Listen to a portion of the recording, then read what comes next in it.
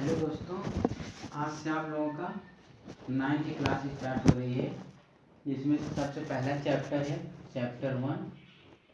Science का पहला chapter 1 matter in our surrounding. सबसे पहला चैप्टर है मैटर इन आवर सराउंडिंग। तो मैटर क्या है?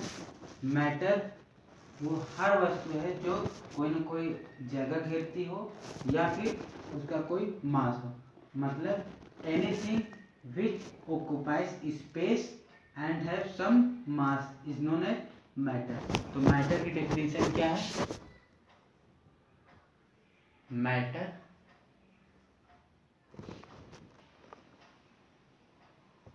एनीथिंग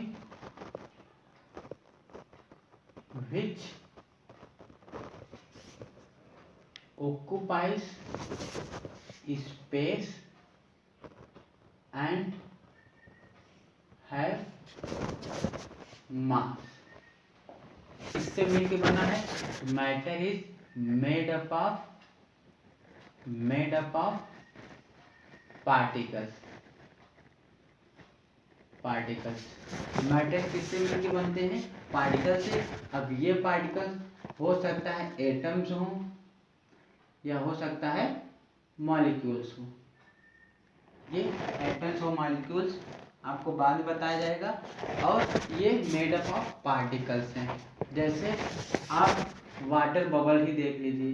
वाटर बबल में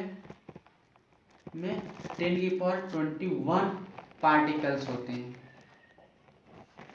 तो इससे आपको क्या पता चल रहा है कि पार्टिकल्स है वेरी स्मॉल पीसेस। तो एक तरीके से made up of particles matter होता है। तो एविडेंस क्या है? क्या एविडेंस है कि मैटर जो है पार्टिकल से मिलके बनता है? Evidences of particles of matter. क्या वजह है? वजह ये है, पहली वजह ये है कि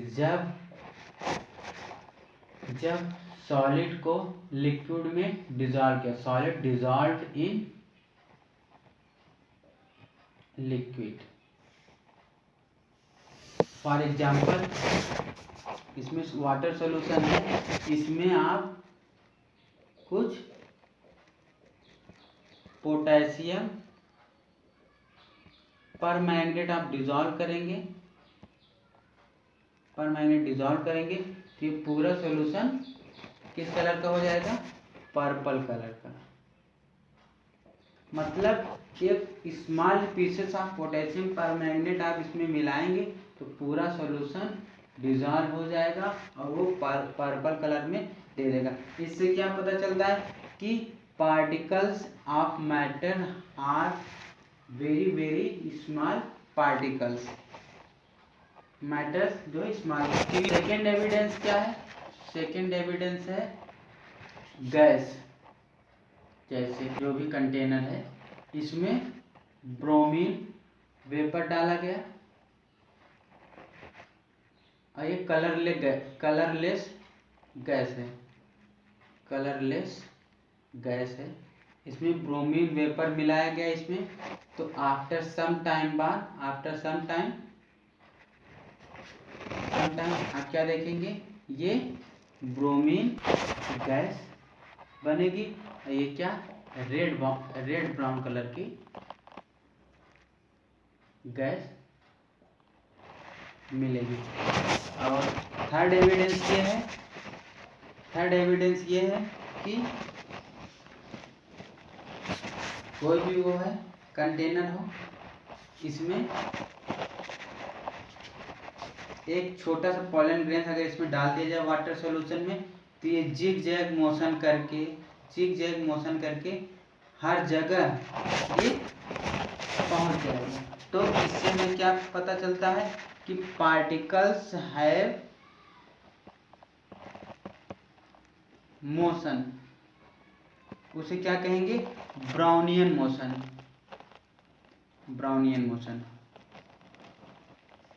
मतलब ब्राउनियन मोशन किसे कहते हैं? The zigzag movement of particles suspended in liquid और gas is known as Brownian motion. क्या पता चलता है? दो कंक्लूजन। फर्स्ट ये है कि उनके बीच में क्या रहता है? स्पेस रहता है, particles have spaces between them, and the second is they have motion. उनके बीच में क्या होता है? मोशन होता है। अगला है characteristics of particles of matter. Characteristics of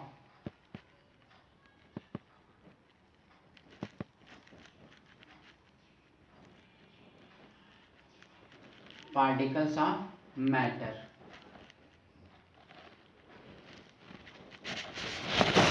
first है पार्टिकल्स ऑफ मैटर के चार कैरेक्टरिस्टिक्स हैं कि all particles of matter are very very small and they have spaces between them. अगर स्पेस होने की वजह से ही जब कोई बीकर में वाटर सोल्यूशन रहे उसमें हम 2 से 2 और 3 क्रिस्टल्स ऑफ शुगर अगर इसमें करेंगे तो स्पेस होने की वजह से ये crystal without increasing its volume they dissolve in solution. इस तरीके 2-3 क्रिस्टल शुगर के डिजॉल्व हो जाते हैं और आपका वॉल्यूम सेम रहता है एंड कॉन्स्टेंटली मूविंग। जिस तरीके से पोलिंग ग्रेन आप देखें वो मूव करता है। और गैस के केस में अगर आप अगरबत्ती किसी कॉर्नर में लाइट करते हैं तो उसकी स्मेल वेरी क्विकली आपके पूरे रूम में फैल जाती है। एक ये एंड थर्ड इज किचन में कोई डिश बन रही होती है तो उसकी स्मेल आपके पास तक पहुंच जाती है। इस तरीके से ये पता चलता है कि they are constantly moving, attract each other. Particles of matter are attract each other. अगर आप चाक ले लेते हैं, क्यूब ऑफ आइस ले लेते हैं, and third is iron nail, iron seat ले लेते हैं मान लीजिए। अगर इन तीनों को हैमर से अगर आप तोड़ते हैं तो चाक इजीली टूट जाएगा। उससे भी थोड़ा सा और ज़्यादा फोर्स लगाएंगे तब जाके क्यूब ऑफ आइस टूटेगा, और सबसे ज़्यादा फोर्स लगा ये टूटेगा ही नहीं। तो इससे यह पता चलता है कि इसके फोर्स ऑफ इनके पार्टिकल्स में फोर्स ऑफ अट्रैक्शन कम है, उससे ज़्यादा क्यूब ऑफ आइस की भी जो फोर्स ऑफ अट्रैक्शन है, सबसे ज़्यादा फोर्स ऑफ अट्रैक्शन है आयरन नेल के बीच पार्टिकल्स के बीच में, जिसकी वजह से ये हैमरिंग करने पे आसानी से नहीं टूटता। अब आता है रिजिड। रिजिड है, रिजिड मतलब होता है इनफ्लेक्सिबल और अनबेंडेबल, मतलब जो न मोड़ा जा सके न उसको दबाया जा सके, उसे रिजिड कहते हैं। फ्लूइड का मतलब है which can easily be flow and required a container to keep it, मतलब अब नेक्स्ट है classification of matter. Classification of matter में मैटर 3 पार्ट्स में डिवाइड। फर्स्ट है सॉलिड, दूसरा है लिक्विड, थर्ड है गैस। सॉलिड, लिक्विड, गैस, इन तीनों को हम क्लासिफाई करेंगे। ये क्लासिफिकेशन ऑफ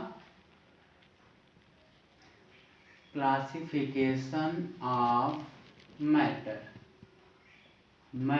क्लासिफिकेशन के मैटर के क्लासिफिकेशन क्या है? फर्स्ट पे क्या है? सॉलिड। सेकेंड पे क्या है? लिक्विड, और थर्ड क्या है? गैस। सॉलिड मैटर की क्या प्रॉपर्टीज होती है? सॉलिड मैटर की है definite shape and size and volume. Definite shape, size and volume, जिसका definite shape, size and volume होता है, और इसमें do not have definite shape, size and volume. मतलब लिक्विड को आप जिस कंटेनर में रखेंगे वो उसी वॉल्यूम को ऑक्यूपाई कर लेगा। और गैस के केस में neither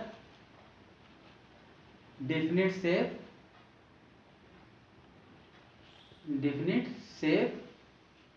not definite volume. Gas न तो इसका कोई डेफिनिट शेप होता है और न ही किसी डेफिनिट वॉल्यूम को ऑक्यूपाई करता है। And the second is can not be compressed,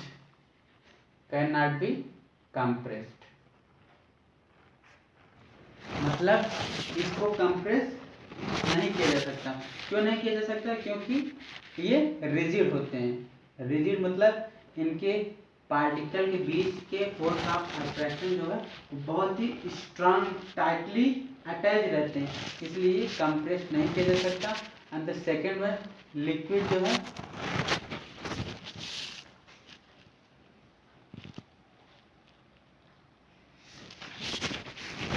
liquid को भी ज्यादा कंप्रेस नहीं किया जा सकता, तो can not be compressed much. And gas के केस में आप इसको कंप्रेस कर सकते हैं। जैसे आप बलून में हवा भरे हैं, बैलून को आप जिस फोर्स ऑफ अट्रैक्शन से, जिस फोर्स से आप उसको कंप्रेस करेंगे वो उसका वॉल्यूम से उसका चेंज होता रहता है। तो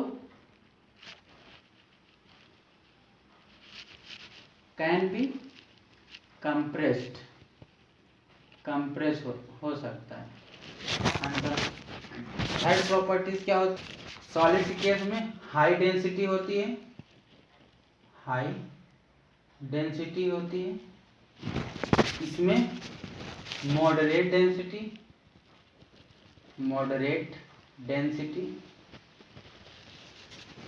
इस केस में वेरी लो डेंसिटी। डेंसिटी का फॉर्मूला होता है मास अपॉन वॉल्यूम, मतलब इसका वॉल्यूम फिक्स नहीं है, मास फिक्स नहीं है, तो इसकी डेंसिटी क्या होगी? लो होगी। इसकी मॉडरेट डेंसिटी होगी, इसकी मास अपॉन वॉल्यूम, इसका मास ज़्यादा होगा और वॉल्यूम कम होगा। तो ये डायरेक्टली इसका डेंसिटी किस पर डिपेंड कर जाएगी? मास पर। अब मास ज़्यादा रहेगा तो डेंसिटी अपने आप ज़्यादा हो जाएगी। तो फोर्थ प्रॉपर्टी है do not fill their container completely. ये अपने कंटेनर को कंप्लीटली फिल नहीं कर सकता। जैसे हम यही मार्कर लें और एक कंटेनर में डाल दें, तो ये कंप्लीट फिल नहीं करेगा। क्यों? क्योंकि इसका शेप अलग है, वो कंटेनर में जगह बची रहेगी। इस तरीके से ये फिल नहीं कर सकता। Do not fill their container completely.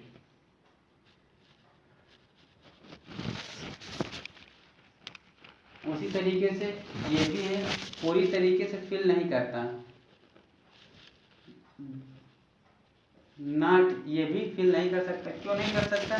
क्योंकि अभी आपने देखा कि वाटर सॉल्यूशन में आपने शुगर को डाला और ये शुगर बिना इसकी वॉल्यूम को बढ़ाए हुए ही इसमें डिजॉल्व हो गया। मतलब without increment of its volume sugar cane dissolve in water solution.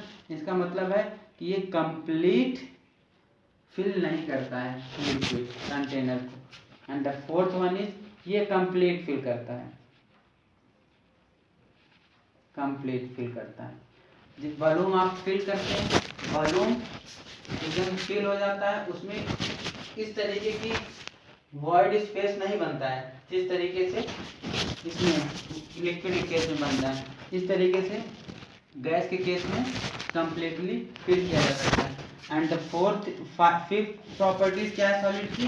They can not flow, solid flow नहीं कर सकता, सॉलिड फ्लो नहीं कर सकता। दे कैन लिक्विड, जबकि दे कैन फ्लो, और गैस फ्लो लिक्विड से ज़्यादा तेज गैस फ्लो करती है। इस तरीके से क्लासिफिकेशन ऑफ मैटर किया गया है कि 5 प्रॉपर्टीज हैं solid, liquid, gas. Next topic है डिफ्यूजन। डिफ्यूजन किसे कहते हैं? जैसे कोई भी कंटेनर है, या तो आप इसमें मिक्सिंग करें या फिर इसमें से स्प्रेड करके किसी और कंटेनर सब्सटेंस का मिक्स करें, और इसी प्रोसेस को डिफ्यूजन कहते हैं। मतलब द स्प्रेडिंग आउट और mixing of a substance with another substance due to the motion of its particle is known as diffusion। तो अब इसकी डिफिनीशन क्या है? स्प्रेडिंग आउट और mixing of a particle with of a substance with another substance due to motion of particle is known as diffusion. इसे diffusion कहते हैं। ये डिफिनीशन होगी डिफ्यूजन की। स्प्रेडिंग आउट और mixing of a substance with another substance due to motion of particle is known as. Example है इसका, ये इसमें क्या है? कलरलेस है, कलरलेस। ये क्या है? Bromine vapour. ये इसके साथ डिफ्यूज किया गया, कुछ टाइम बाद, आफ्टर सम टाइम, कुछ समय बाद आप देखेंगे तो ये पूरे में रेड ब्राउन कलर की सॉल्यूशन आपको मिलेगा, रेड ब्राउन कलर। इस तरीके से डिफ्यूजन है। इसके अदर एग्जाम्पल हैं कि जब किचन में कुकिंग होती है तो उसकी स्मेल आप तक दूसरे कमरे तक पहुंच जाती है। सेकंड है जब दो मेटल आपस में एक दूसरे के ऊपर रखा गया है सॉलिड के केस में, तो आफ्टर ए 1 ईयर एगो इनके बीच में डिफ्यूजन होगा, तो ये जुड़ जाएंगे एक दूसरे से, इनके बीच में। इस सॉलिड के केस में सबसे स्लो डिफ्यूजन होता है, क्योंकि इसके पार्टिकल्स के बीच में फोर्स ऑफ अट्रैक्शन स्ट्रांग होता है, आसानी से नहीं सेपरेट होते हैं। इस तरीके से इनको डिफ्यूज होने में भी टाइम लगता है। अब थर्ड है वही पोटेशियम परमैंगनेट वाटर सॉल्यूशन के साथ डिजॉल्व करते हैं तो पर्पल कलर का सॉल्यूशन मिलता है। SI common unit of temperature and it's SI unit. SI unit है डिग्री सेल्सियस। डिग्री सेल्सियस में इसको मेजर किया जाता है, और इसका जो मेल्टिंग पॉइंट है आइस का, मेल्टिंग पॉइंट आइस का मेल्टिंग पॉइंट क्या है? 0 डिग्री सेल्सियस पे आइस मेल्ट करती है, और बॉइलिंग पॉइंट है 100 डिग्री सेल्सियस पे ये बॉयल होता है। इस तरीके से ये डिग्री है। अगर डिग्री सेल्सियस में यूनिट दी हुई है और इसको केल्विन में आपको फाइंड करना है, तो फॉर्मूला है temperature on Kelvin scale Kelvin scale equals to temperature on Celsius scale on Celsius scale plus 273। मतलब ये फॉर्मूला है। अगर आपको एग्जाम्पल में दे दिया गया 25 डिग्री सेल्सियस को केल्विन में कन्वर्ट करो, तो आप कहेंगे फॉर्मूला रखा है, हमको केल्विन में करना है, टीके करना है, इक्वल टीके बराबर टीसी प्लस 273। टीके हो गया केल्विन के लिए टेम्परेचर, सी हो गया सेल्सियस के लिए टेम्परेचर। तो ये 25 दिया हुआ है, ये 273 ऐड करना है, तो क्या हो जाएगा 298 केल्विन। अगर आपको डिग्री सेल्सियस में दिया है तो आप 273 ऐड करके सेल्सियस में केल्विन बता देंगे। अगर केल्विन दिया है तो आप सेल्सियस को फाइंड करने के लिए 273 उसमें से माइनस कर देंगे। इस तरीके से ये टेम्परेचर है। तो effect of change of temperature के चेंज होने की क्या क्या इफेक्ट है। ये 3 स्टेट्स ऑफ मैटर से सॉलिड, लिक्विड और गैस, 3 आपके स्टेट्स ऑफ मैटर से सॉलिड, लिक्विड और गैस। अब इन सॉलिड से लिक्विड जब स्टेट चेंज होता है तो टेम्परेचर बढ़ने की वजह से, टेम्परेचर की चेंज होने की वजह से ही स्टेट्स ऑफ मैटर चेंज होता है। जब सॉलिड से लिक्विड होगा इसका मतलब ड्यू टू टेम्परेचर की वजह से ये क्या होगा, मेल्टिंग। सॉलिड से लिक्विड जब चेंज होता है इसे कहते हैं मेल्टिंग। और जब लिक्विड से गैस में कन्वर्ट होगा तो इसे क्या कहते हैं, बॉइलिंग। इस केस में इधर से टेम्परेचर इंक्रीजेस। जब आप गैस से टेम्परेचर डिक्रीज करेंगे, टेम्परेचर जब डिक्रीज करेंगे तो गैस से जब लिक्विड में कन्वर्जन होगा तो उसे कहते हैं कंडेंसेशन। और जब लिक्विड से टेम्परेचर कम होगा उसे क्या कहते हैं,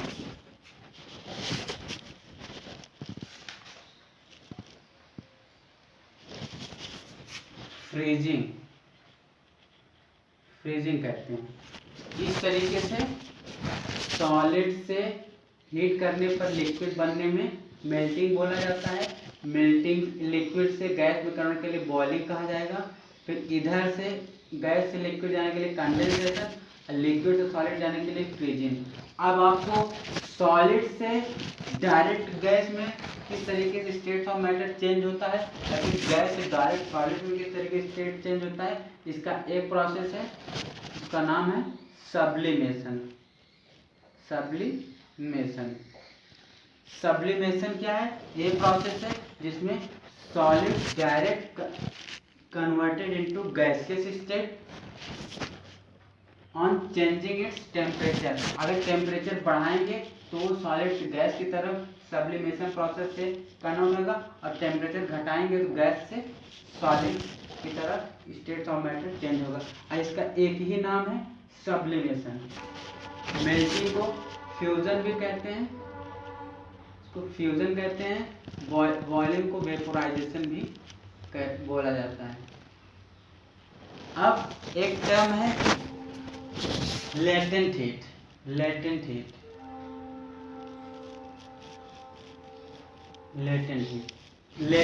क्या है, लेटेंट हीट वो हीट है जो हीट आप किसी भी स्टेट ऑफ मैटर को चेंज करने में जो हीट लगाते हैं टेम्परेचर बढ़ाने के लिए, उस हीट को क्या कहते हैं, लेटेंट हीट कहते हैं। मतलब the heat required to increase the temperature for changing the states of matter is known as latent heat.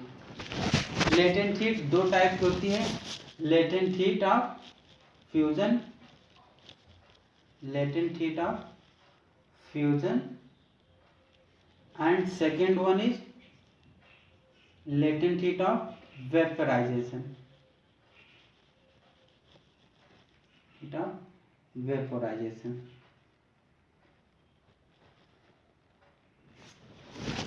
मतलब आप हीट सॉलिड से गैस की तरफ जाते वक्त ही हीट देंगे, क्योंकि इधर से तो आप कूलिंग करके स्टेट्स ऑफ मैटर कन्वर्ट करते हैं। इधर से आप सिर्फ एक ही डायरेक्शन में लेटेंट हीट आपको अप्लाई करना है ताकि टेम्परेचर बढ़े। तो जब सॉलिड से लिक्विड तक जब जो हीट आप देते हैं स्टेट्स ऑफ मैटर चेंज करने के लिए, तो उसे कहते हैं latent heat of fusion. And then जब लिक्विड से गैस कन्वर्ट करने के लिए आप जो हीट देते हैं उसे क्या कहते हैं, लेटेंट हीट ऑफ वेपोराइजेशन। अब नेक्स्ट हेडिंग है effect of change of pressure, क्योंकि स्टेट्स ऑफ मैटर सिर्फ टेम्परेचर चेंज करने की वजह से चेंज नहीं होता है, तो प्रेशर चेंज करने की वजह से भी होता है। जैसे example ammonia gas, ammonia gas pressure को बढ़ाने से और टेम्परेचर को कम करने से ही मिलता है। दूसरा एग्जांपल है सॉलिड कार्बन डाइऑक्साइड भी हाई प्रेशर पर ही स्टोर किया जाता है। सॉलिड CO2 भी हाई प्रेशर में स्टोर किया जाता है। इस तरीके से स्टेट्स ऑफ मैटर प्रेशर के चेंज होने की वजह से भी चेंज होता है। नेक्स्ट हेडिंग है आपकी इवापोरेशन। इवापोरेशन कैसा प्रोसेस है, ये भी एक तरीके से एक प्रोसेस ऐसा है कि लिक्विड है, ये कन्वर्ट होता है वेपर में without any use of heat, या फिर इट्स वेपर में कन्वर्ट होता है विदाउट इट्स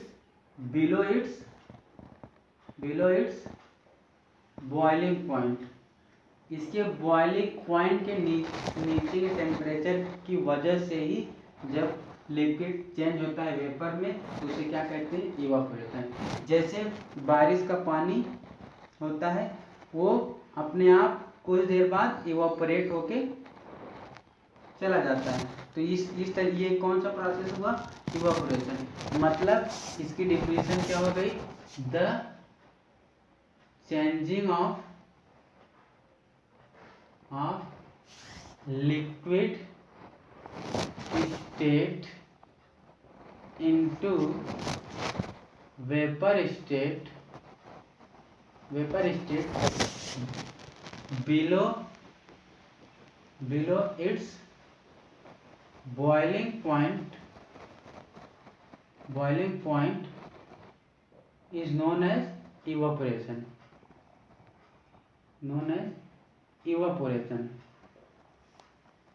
इसका सब एग्जाम्पल है वही रेन वाटर इवापोरेट हो जाता है किस वजह से, या फिर सूरज की किरणों से, या फिर सनलाइट की वजह से, या एयर की वजह से वो इवापोरेट। नेक्स्ट है फैक्टर्स अफेक्टिंग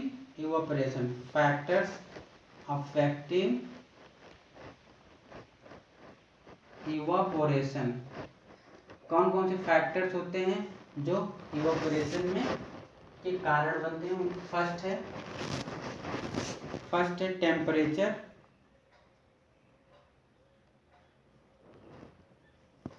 दूसरा है विंड, सरफेस एरिया, और फोर्थ है ह्यूमिडिटी। इन 4 फैक्टर की वजह से इवेपोरेशन होता है। टेम्परेचर की वजह से, विंड स्पीड की वजह से, सरफेस एरिया और ह्यूमिडिटी, 4 फैक्टर की वजह से इवेपोरेशन होता है। टेम्परेचर, विंड स्पीड और सरफेस एरिया के इवोपरेशन डायरेक्टली प्रोपोर्शनल होता है और ह्यूमिडिटी के इनवर्सली प्रोपोर्शनल होता है। ह्यूमिडिटी में अगर ह्यूमिडिटी ज़्यादा होगी तो इवोपरेशन कम होगा और ह्यूमिडिटी कम होगी तो इवोपरेशन ज़्यादा होगा।